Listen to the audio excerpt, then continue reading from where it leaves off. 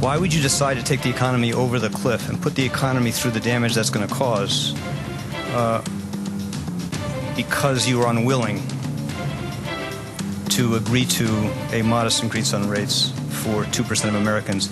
It seems deeply implausible as a strategy, and it should be avoidable. Well, that was Treasury Secretary Tim Geithner there addressing the likelihood of solving the fiscal cliff yesterday in Washington, and really the conundrum that is facing both Republicans and Democrats on taxes. And as the clock ticks on the nation's budget crisis, I'm joined now by the newly reelected Congressman Scott Ridgell of Virginia, who, as you know, in a symbolic, or you may or may not know, in a symbolic gesture, gave back 15% of his salary to go towards the budget deficit. Now, that gesture piqued the interest of billionaire Warren Buffett, who matched his contribution and invited the congressman to Omaha. And the congressman and I traveled out to Omaha back in January of this year to talk about the fiscal situation. It has only, Congressman, gotten worse and worse. Now, you just heard Treasury Secretary Geithner say, look, we are fighting over basically a very small issue, which is raising taxes on 2% of wealthy Americans. Would you accept some type of deal on the fiscal cliff that would increase tax rates on the wealthy? Well, Betty, thank you for having me on the show. And I think what's important here is that we also look at the spending side. And what I'll be looking for, and what I'm certainly open to and am advocating for, is a comprehensive agreement, one that addresses both the revenue side and the spending side. I did, as you know, distance myself from the Norquist pledge, the ATR pledge, because I think it's irreconcilable with meaningful tax reform. So I am a Republican who's ready to come to an agreement. I think we've got to move quickly. The consequences of not are so severe for our country that it really threatens every Republican, Democrat, Independent, and folks who are fed up with all the parties. Americans are very much fed up, Congressman. And so what I'm hearing from you is, look, you may entertain some sort of a tax rate increase if it did come also with some significant entitlement cuts, right? Well, yes. Well, the 3-to-1 ratio, I think, is a good point to pivot off of. And one thing that I would encourage the leadership to do, and of course the White House as well, is to begin a discussion on what a tax code yields as a percent of our GDP, and the same on the spending side. I rarely hear that. In fact, I just don't recall hearing that. All I hear is, well, taxes are too low or too high. I think we need to look for historical context. This is helpful to Americans. When I distanced myself from the Americans for Tax Reform pledge, the first thing I did was I went back to the district and I got out a number line and I just walked through with our wonderful district why I came to the decision that I came to. And when Americans are given good information, they make good decisions. So I'm confident that we can come. Yes? No, go ahead. So you're confident? Well, I'm confident that to the extent that we can, I think, educate folks in the district where we need to go as a country.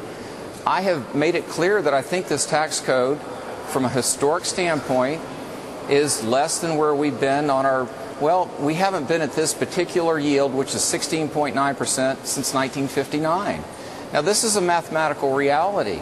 And I'm a businessman. That's who the 2nd District sent up to serve them in Washington. Right. Now, on the expense side, we're way over on expenses at around 24% of GDP. So both revenues have to come up, principally by growing our economy, elimination of loopholes, but spending needs to come down. And that's what I haven't seen from the President or from our Democrat leadership here in Congress, are specific plans on how to reduce spending. Well, and to your point, overall, Congressman, where you say that the message is just not getting out to the American people, I thought there was an interesting study that was done by the Pew Research Center where they found, and I think we've got some of these stats here, they found that 51% of Americans believe that we will go over the fiscal cliff. They have very little trust in the lawmakers to solve the situation. But I thought it was even more interesting that 53% Congressmen would blame the Republicans for going over the cliff. What do you think of that? Well, I think what's important is that we lead and that we put bold plans for the future of our children and grandchildren. I really believe the foundation of our republic is at risk. It troubles me to to share that with you, but I've said this in our district. I think we need to be very careful to go where the facts lead us. And for me, as an American and as a businessman and indeed as a Republican, I believe what it means to me to be a Republican is that we pay our bills, and this tax code yields around 17%. I think that can be proved mathematically, empirically, and again, we haven't been there since 1959. But I need some help from our Democrat friends. You're saying the tax code is 17% of our GDP, right? I just want to clarify that for our viewers. Correct. If you just take, it's real simple. You just take total tax revenues for the last 11 years and divide it by total GDP for that same period.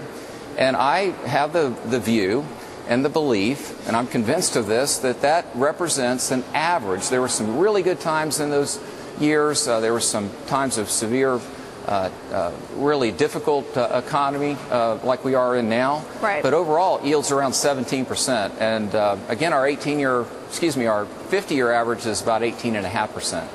Okay, so we are, well, about 18, so we're almost there then. We're around that. Well, right, that's my point. So, I mean, principally, this is a reduction of expenditures, and that's why I'm, I can sign up with a 3-to-1 average.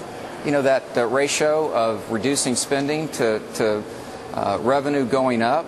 And again, I do want to point out, Betty, it's so important that there are about 30 job bills that are now in the Senate. And as an entrepreneur, I know that they would unleash the great job-producing potential of the American entrepreneur. I know there's 18,000 jobs just in my own district that are bottled up because of the ban on offshore drilling and harvesting of our resources off the coast of Virginia. That troubles me. And certainly a lot of issues on that, and a lot of ways that we could instantly create jobs that are just being backlogged. But Congressman, just really quickly before I let you go, as I mentioned, you have this relationship with Warren Buffett. Have you talked to him since your victory? I know you mentioned something that you wrote a letter to him or a note. Well, I just wrote him a note a couple of days ago just to let him know that I'd won and told him that I appreciated his support. And I'm hopeful, and I'm quite sure that we'll talk here soon. But he's really busy, and I can tell you, Betty, coming through this very challenging election in Virginia too, it just took me a few days to catch my breath. But we're back at work. We're ready to go. The sun's shining in Washington. I'm an optimist by nature. You are indeed, Congressman. Thank you so much, and I'm sure you will be hearing back from Warren Buffett. I'll want to get an update on that. Thank you so much, Congressman Scott Ridgell from Virginia. Thank you, Betty. Coming up, the Big Apple. After Superstorm Sandy, we're going to ask one of the city's biggest property players what can be done to prevent